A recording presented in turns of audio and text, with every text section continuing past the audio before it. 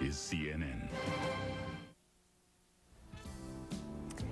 Hello, I'm Sonya Friedman, and today I'm in my hometown of Detroit. This is where many of the defining moments of my life took place. These are the moments that we all have in our lives, moments of change, moments of no return, turning points, we call them. For Carolyn Diva, breast cancer changed her life. She gave up the fast track at the State Department to help other women cancer patients cope with the side effects of chemotherapy and radiation. For Fred and Vicki Modell, their son's death from a genetic disorder prompted them to try to help other parents whose children suffer from the same condition. For Candy Leitner, her daughter's death caused her to found Mothers Against Drunk Drivers. For comedian Phyllis Diller, it was taking control of her life at the age of 58. She is one of the 100 celebrities who describe their pivotal moments in the book, Turning Point. And joining us is the book's author, entertainment reporter for the New York Daily News, Glenn Plaskin. Welcome to all of you. And Glenn, let's ask you about the turning point in your life. I understand that it had to do with an agent's death from AIDS. Tell us about that. In my life? Yes. Oh, no. My turning point had to do with me studying to be a concert pianist up until I was age 26. And I was working so hard. And when I was 26, I had ulcerative colitis. I had tendinitis. And I finally quit the piano. And after about a year of convalescence, I moved to New York. A friend of mine had loaned me about $300. And I remember walking into the William Morris Agency and said I wanted to write a book about the great pianist Vladimir Horowitz. And the book was published, and subsequently I became a writer, which only taught me that, you know, no matter what you think you're going to become as a young adult, many times, as you know, that thing changes. It's interesting to note that you were able to do something really positive with that. And I think that's really what defines those who see themselves as victims and those who see themselves as survivors. What do you think that meant to you, to be able to really turn your life around and to take something and make it a golden lining, not even silver, as opposed to really seeing it as not only a low ebb in life, but where life stays? Well, I think it is a low ebb. I mean, when you are having a turning point, your life is falling apart. And that's very important. I remember Sylvester Stallone told me for this book that you can't just be hungry for a change. You have to be starving for one. In other words, your options seem limited. But the main thing is if you don't try, you don't even have a chance of succeeding. So if you have no money, if you're sick, if you're frustrated, if you're depressed, as I was at that moment in my life, I thought, well, out of desperation, what am I going to do? And I say that in the book that I think adversity does breed action. In other words, if everything in your life is going so well, and you have money, and you're happy, and whatever. It's a wonderful point. Indeed, I think that really sets the stage for Phyllis Diller, who's had a number of turning points in her life. But I love the fact that you awoke, Phyllis, to the idea that negative people were not going to stay in your life. Tell us more about that. Well, I decided at one point to not listen to people's problems as I had for so many years. I thought I was helping them, but I realized that I was not helping them, because as long as they were focusing on their problems, they weren't solving them. Because, you know, if you focus on your problems instead of talking about them and get rid of them and solve them, then you don't have to tell everybody. I want to know how you got rid of them, because I think that for many of us, there are negative people around. There are negative people who are family members. There are bosses who may be negative friends. Some are easier to let go of than others. That's true. Some are very difficult to get rid of. I went so far as to divorcing 2 husbands who weren't doing me any good. But that's friends. One of them, if I remember your story correctly, one of your friends persisted for, what, 10 years, kept calling back even though you didn't want anything to do with her? One of my what? One of your friends continues to call back. Oh, I mean, I wasn't home to her, and I was never there, and she never got the message. She finally died. Oh, dear. Well, that is a little bit beyond our control. We're going to take a look at some of the photos in... But guess what, Sonya? Negativity can kill you. Well, that's true. That certainly is a good point, one for us to remember. We're going to take a look at some of your photos, though, Glenn. I want to hear the story of Cher, who I understand was battling chronic fatigue syndrome. Tell us about that. Yeah, well, Cher says she's going through a midlife crisis. There she is, famous for so many years, and she's battling, as you say, a very serious illness that makes her depressed, that gives her no energy. Her marriages haven't worked out. Her boyfriends haven't worked out. She's constantly fatigued. She is at a turning point, and she tells me in the book that she's going back into hibernation. In other words, she's not sure she wants to be, quote-unquote, Cher anymore. Maybe she wants to try something new. She certainly has come to terms with that. Elizabeth Taylor is someone that we all, I think, felt badly for as she talked about the impact of the death of Rock Hudson in 1985. She said that she'd never seen a more cruel or degrading death, that the mind literally seems to disintegrate. And of course, this motivated her to raise the $40 or $50 million that she has for the American Foundation for AIDS Research. And she makes a very good point, I think, which is that AIDS is a sin, it's not a disease, and she's sick and tired of people blaming gay men and women for the disease. Joan Collins is a woman that none of us would think would have difficulty with men, and yet she really has found herself now at a turning point, no longer looking for approval from men. Tell us more. Well, she had a very stormy relationship with her father, who never really approved of her, and she said in each successive husband, she was trying to get approval. The first husband drugged and raped her on the first date. The second one was not faithful to her. The third one was a drug addict, and the fourth one tried to steal all of her money. And at the very end, I said, well, what have you learned about men? And she said, well, I could write everything I know about men on the head of a pin and still have room for the Lord's Prayer. Let's go to Gene Wilder, someone I think we all felt sympathy with at the death of his wife, Gilda Radner. Getting over the anger of that sense of betrayal that it wasn't diagnosed properly, how has he used that as a turning point in his life? I'll tell you something. You have to be grateful for everything that happens to you, including the bad, because he said her being sick was actually one of the greatest experiences of his life because it taught him how to live in the moment and appreciate life. When you think you have forever to live, then you sometimes take it for granted. And he talks about the anguish of then deciding to get married again, which he has done, and not feeling guilty about it, which he doesn't. You know, Glenn, we all have, in some ways, a variety of turning points that end up being the sum and total of who we really become. In fact, it's in the crucible of such moments that we discover what we're made of. And in so many cases, we become so much stronger than we ever thought we could be. We'll continue our examination of life's turning points in just a minute. Just as wise men searched years ago, you may also be searching for answers about the meaning of life. Those answers are found in this 30-minute videotape titled Our Heavenly Father's Plan, yours without cost or obligation when you call 1-800-847-4466. The birth of Jesus Christ plays an important part in God's plan. The Savior's teachings about the purpose of life offer you peace, hope, and insights about how to deal with daily challenges. Simply call 1-800-847-4466 for your free copy. Your life does have a purpose.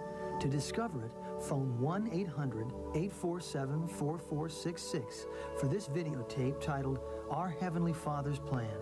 It's a gift from the Church of Jesus Christ of Latter-day Saints. Call now. It's not easy being a mustache. Working 24 hours a day, 365 days a year, including holidays. Uncle Bob! And this is how you take care of it? Give your mustache a break. The Groomsman Cordless Mustache and Beard Trimmer by Wall. The Groomsman's patented trimming guide makes perfect mustache and beard trimming a snap. Ask for the Groomsman by Wall. Your mustache will thank you. In about 10 minutes, you can either begin making fresh brewed iced tea, or you can begin drinking it. The Iced Teapot by Mr. Coffee. What'll he think of next? Tonight on Sports Tonight, NBA action featuring Shaquille O'Neal. No rookie in decades has made this kind of impact so early. Also, Nebraska tries to cement a spot in the Orange Bowl, plus the finals of NIT basketball. See you at 11 tonight.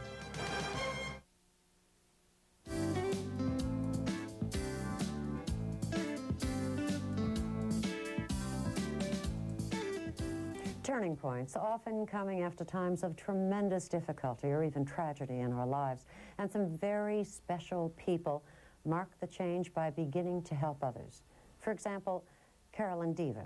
She was diagnosed with breast cancer in 1989, and today she works to help women cope with the side effects of radiation and chemotherapy. Carolyn, you say that your illness shifted your priorities. How was that? Well, I think that when something happens, as it did to me in July of 1989, when a doctor told me that I had invasive breast cancer, and I had absolutely no warning about this, you have to work through all the shock and the anger and the real fear of dying.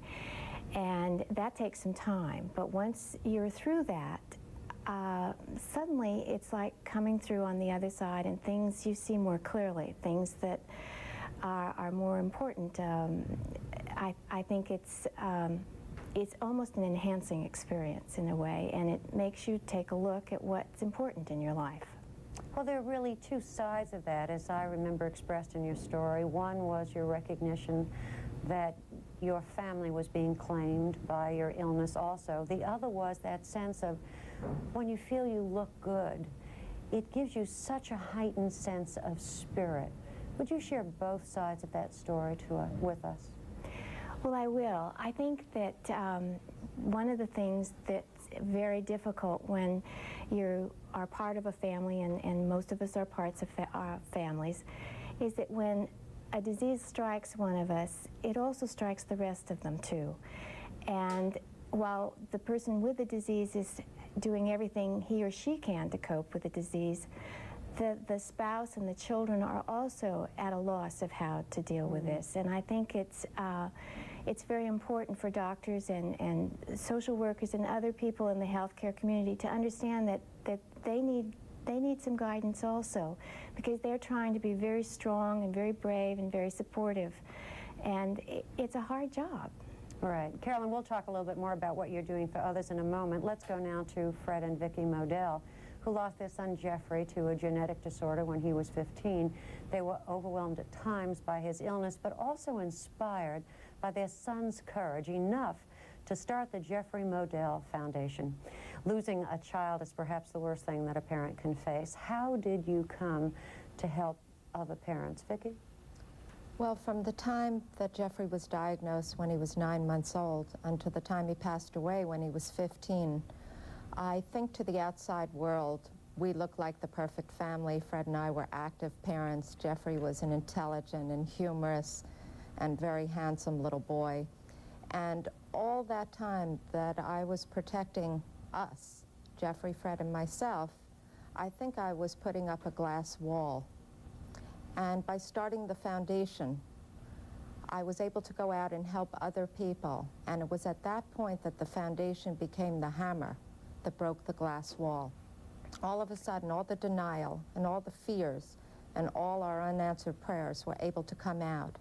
And it was a cleansing for me. And that was my turning point.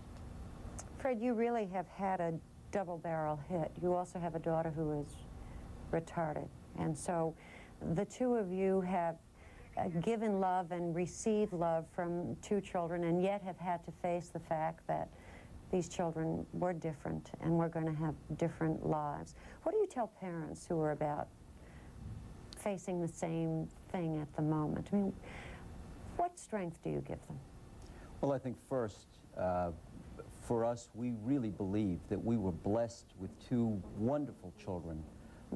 They gave us a lot.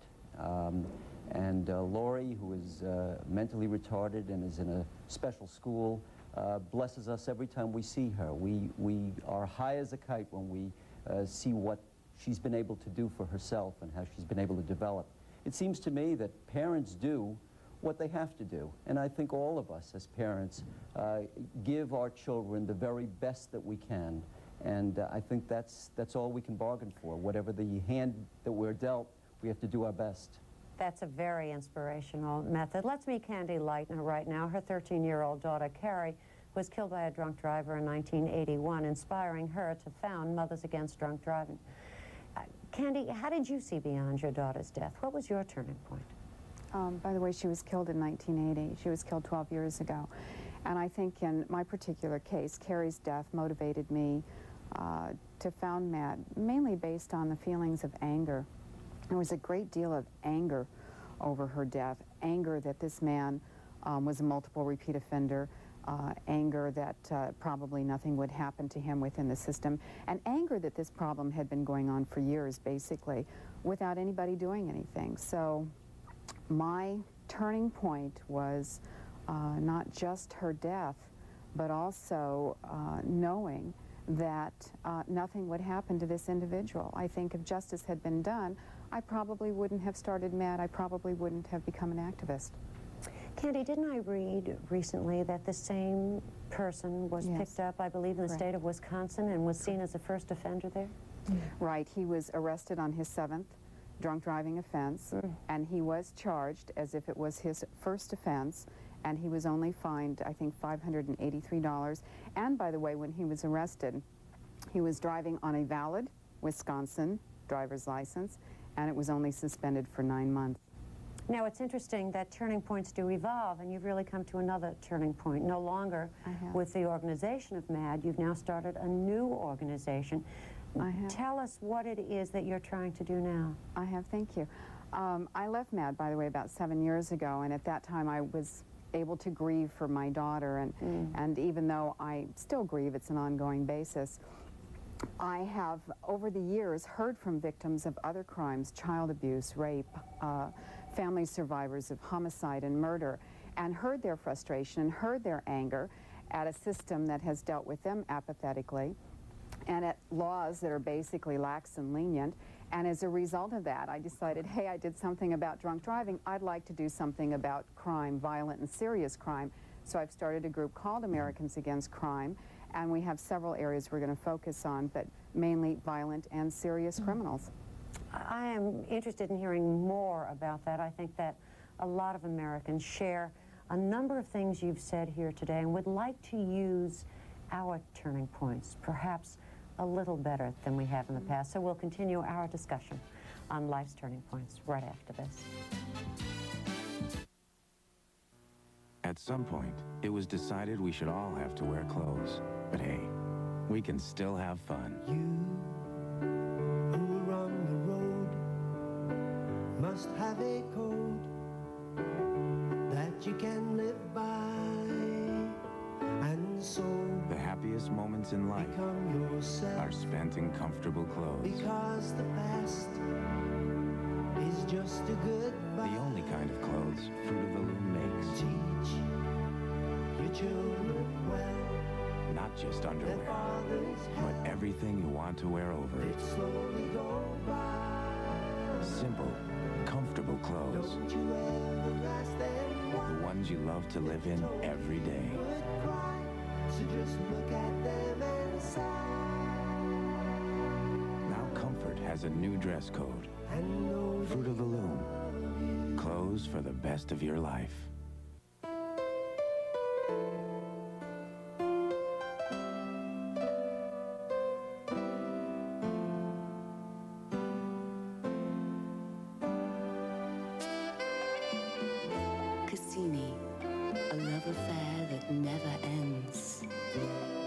This elegant travel bag filled with the Cassini Fragrance Collection, a $70 value, yours with any purchase from Cassini. Available at the finest stores in the world. Where can you use the Players Club card? Las Vegas, Atlantic City, the Caribbean, on cruise ships. Sometimes you just need to get away from it, all right? But these days, you gotta be smart about it. With a Players Club card, you save 50% off your room, 25% off food and drinks, up to 50% off shows. The Players Club card. Have some fun the smart way. New members get 2 free nights in Las Vegas or Atlantic City when the club books their flights. Call toll-free right now. There's no obligation.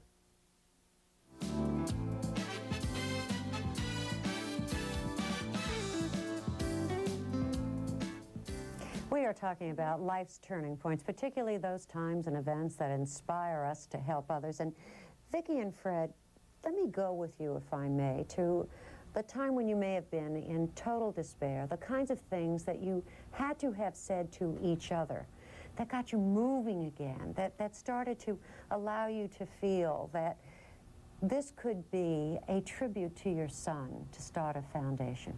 How did you make that shift in your life, Vicki?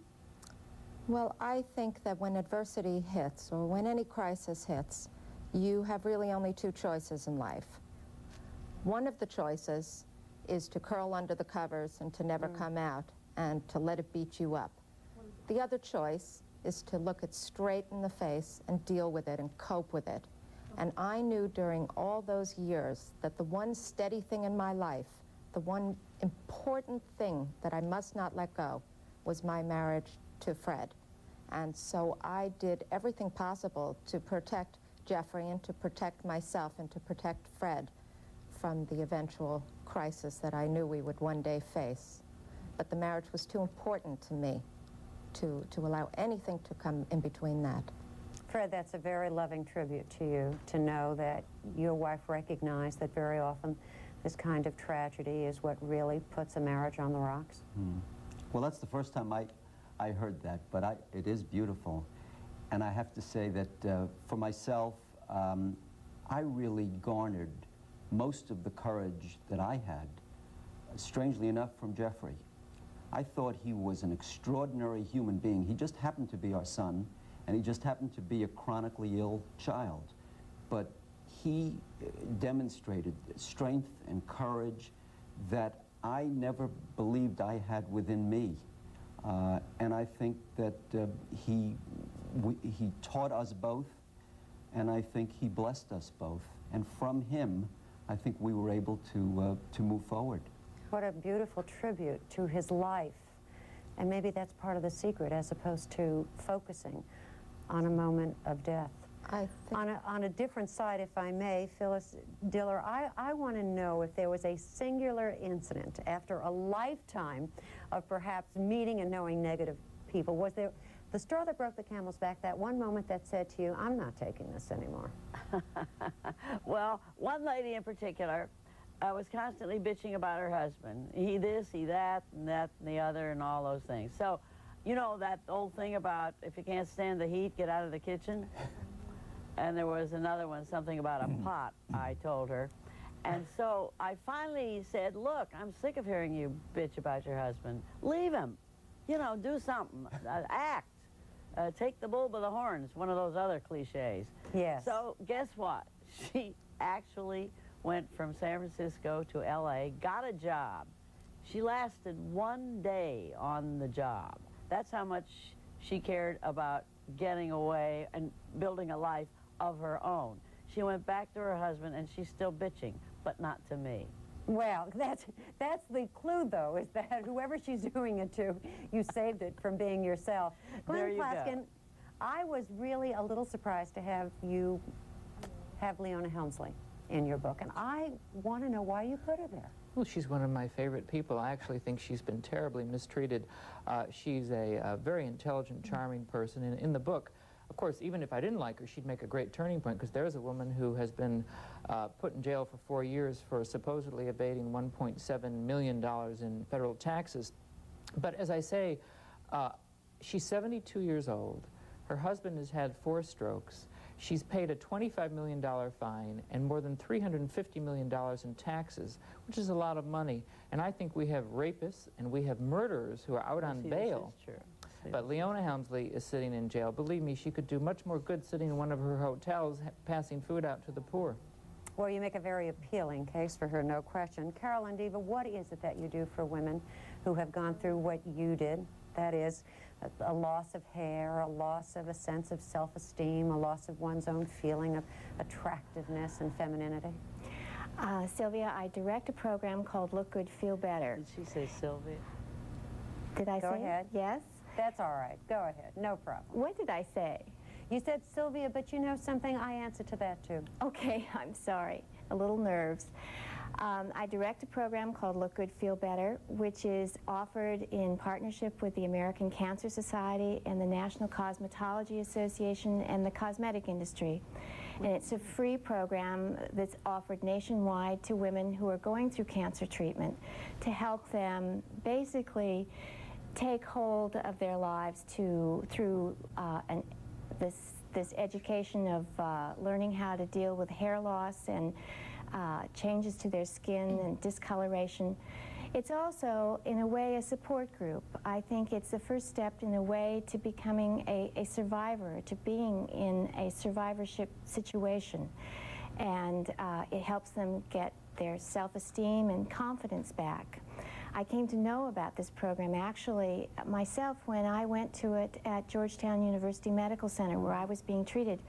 And oddly enough, as a patient, I was in one of the early focus groups for this program. Candy Lightner, how did you know it was time to leave MAD and to start something else? Well, I'll tell you something. I had, in 1983, I think it was, when Clarence William Bush, or 1983-84, when Clarence William Bush was arrested for his 5th offense, or his 6th offense.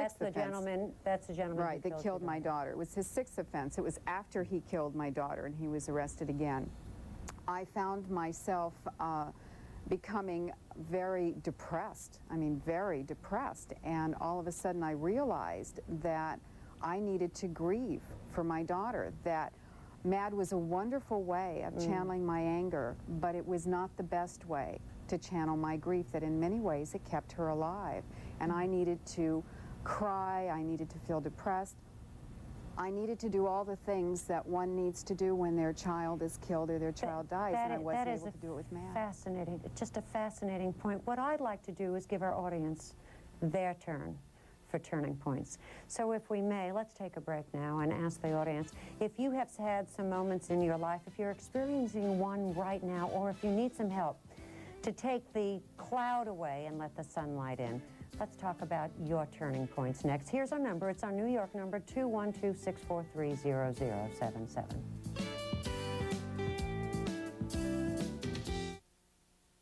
Speak. Sing. Read. The one trick you can't do is read a label, so it's your job to find out a fancy dry dog food like Science Diet starts with ground corn. It's the first ingredient. While Purina One brand dog formula starts with chicken. And chicken, with corn, wheat, and other ingredients, provides high-quality nutrition. So give your dog Purina One. Purina One, second to none. Maybe we should try piano lessons. When your sinus and nasal congestion feels this bad, what can you do?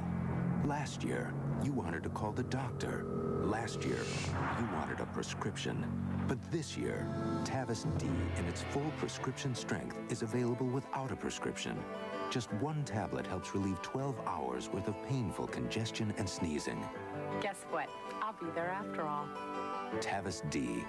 One tablet, 12 hours, and now no prescription. I was a dedicated beard wearer until my wife gave me the new Remington Microscreen Elite. It's quick, it's close. The Remington Microscreen Elite has 2 ultra-thin screens. So comfortable, shaves as close as a blade or your money back. That's Remington. With Recipes All-Purpose Baking Mix, you can turn out delicious new recipes almost as fast as we can turn them out. New from Martha White. Watch out, TNT. It's a whole night of monster movies proving fear not only makes great television, it makes great monster vision. It's out-of-this-world monster paranoia. All night Saturday on TNT. We'd all like to change things in our life, to go after that dream job, to end that not-so-hot relationship. But what happens when something beyond your control, an illness, a tragedy, forces you to alter your life completely? When we return, we'll talk more about turning points, and of course, we'll take your phone calls. Sonya Live continues, followed by Newsday. After this local commercial break, next on CNN. Automobiles, jewelry, appliances and electronics, CDs and tapes, home furnishings, prescription medicines, cameras. These are just a few of the products Americans buy every day. Now you can save thousands of dollars on virtually all makes and models, including airlines and hotel reservations, eyewear, even your groceries.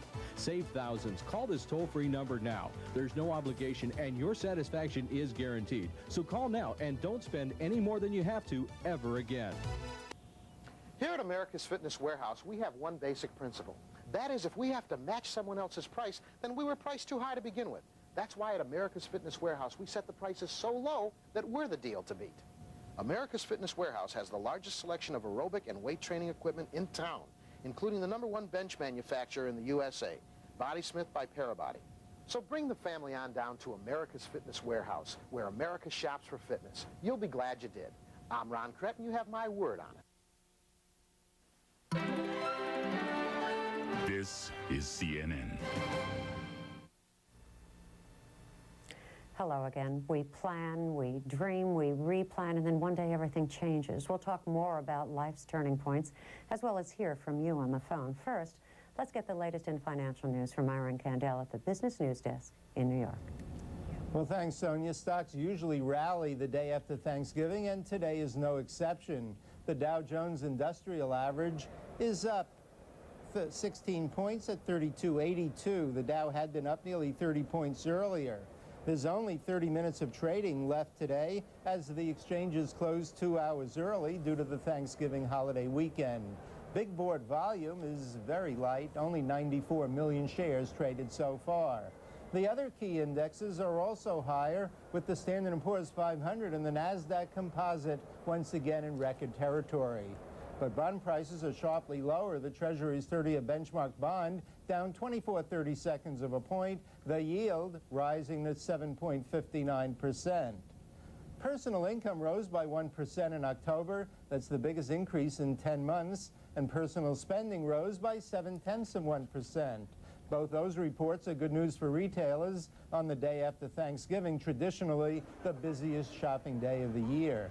Many analysts say those reports point to strong holiday sales.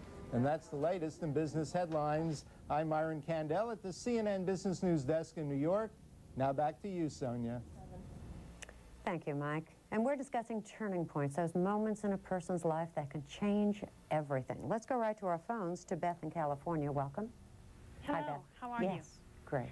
I'm calling because I'm a little frustrated. I have a son who's brittle diabetic since birth. I have a husband and a son who are disabled by drunk drivers, and I have no support system, and I just get tired of being an inspiration to everybody. And what do you do? I not only appreciate and hear you, but let's give you a support system right here. Let's go first to Candy Leitner. Candy? She's in California, is that correct? And we'll she's get a name and number so that we'll be able to have someone get in touch with her, I promise. Right. What do you say to someone who says, I'm really tired? People must say that to you. I mean, you can't go out there every day, cheery, happy, helping others. Oh, listen, you don't need to be an inspiration. I mean, you need to do what's best for you. If you want to cry, cry. If you want to stay in bed for a day and you're able to do that, there's someone there to help care for your family, then stay in bed for a day. You need to do what you need to do to get by. If you need to take a hot bath for an hour and a half, take a hot bath for an hour and a half. You know, it's important that you get the kind of rest and you get the kind of pampering that you deserve so that you can go on. You don't need to make everybody else happy. That's a very important point. And Fred, dealing with someone who has a chronic illness, the caregiver gets burned out. So Fred Modell, what do you suggest to someone when that occurs? I think that Vicki came up with a terrific idea. Take that hammer and break that glass house around you and communicate with your family, with your friends, with your religious leaders, with teachers, with psychologists and social workers. Talk about the problems that you're facing. You don't have to be a leader. You can get help from a large community of friends. Right, and Fred, it's important to say to Elise, too, you don't always have to be the strong one, and I think that every single one of us has to know that we have to be in an environment where we can reach out and show our vulnerability to another. If a producer has not already taken your name and number, please call back at the end of the program so that we can suggest a number of places that could be helpful to you. And bless you and thank you for your call. We're going to go on now. Say hello to, that was Beth in California, sorry, Elise in New York coming up now. Hi, Elise. Elise, are you with us? Hello? Yes, go ahead, please. Yes, I just, my mother died from lung cancer that was not caught in time, and she died a month ago, and I'm devastated that she's not here anymore, and I'm having a hard time coping with that. I know we all have to go through losing a parent, but it's deeply difficult when it's the first one. How do you cope with something like that? Vicki, I'm going to go to you, parent or child. I'm not sure there's a worse, but coping with the understanding that you have lost someone, Vicki. I think it's a very, very difficult thing, and as I said before, I lived in such a state of denial for 15 years, and while I was trying to protect everybody else, I think I was sort of falling apart at the seams.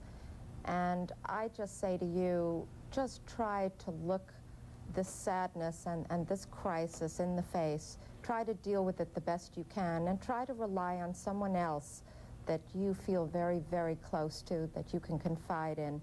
I mean, I was lucky enough to have my husband that when I was weak, he could be strong, and vice versa. And I encourage you to please find someone like that, a friend or a relative. I have another suggestion. Yes, go ahead. I just wanted to mention that many of the people in the book, family and friends are not enough. I think sometimes you really do need a therapist, and I still think there's a stigma sometimes in this country against trying to find that kind of help. Oftentimes the excuse used is, well, we can't afford it. But nowadays there are so many clinics and places where you can go where it doesn't cost a lot of money. And I think losing a parent or having a son who's a drug addict or any of these tragedies that happen to people, a professional therapist really can help. Indeed. In addition to that, however, Fred, you might be interested, and you probably already know, that there are a number of support groups for bereavement that are readily available, and certainly we'd be happy to help get that for you. But Elise, I'd like to say to you that death ends a life and not a relationship.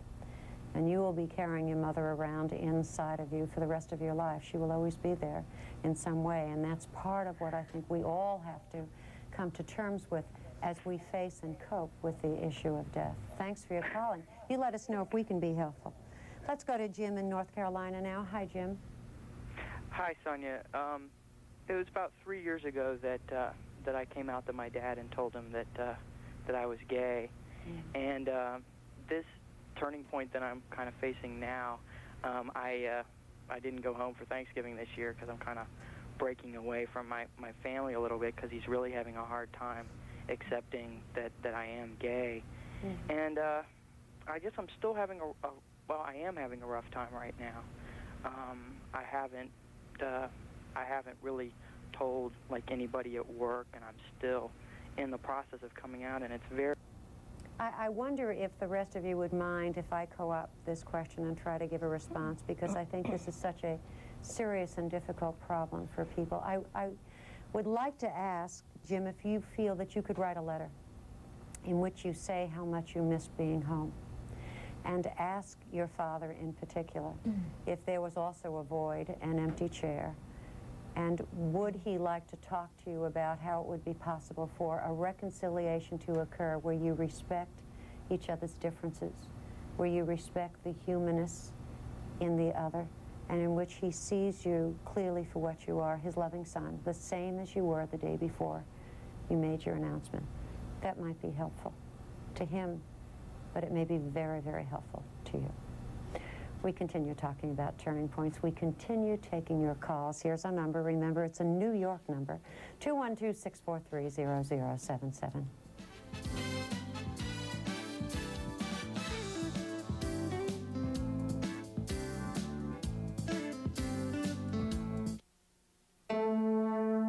Wow, you guys look great. Oh, we were so young back then.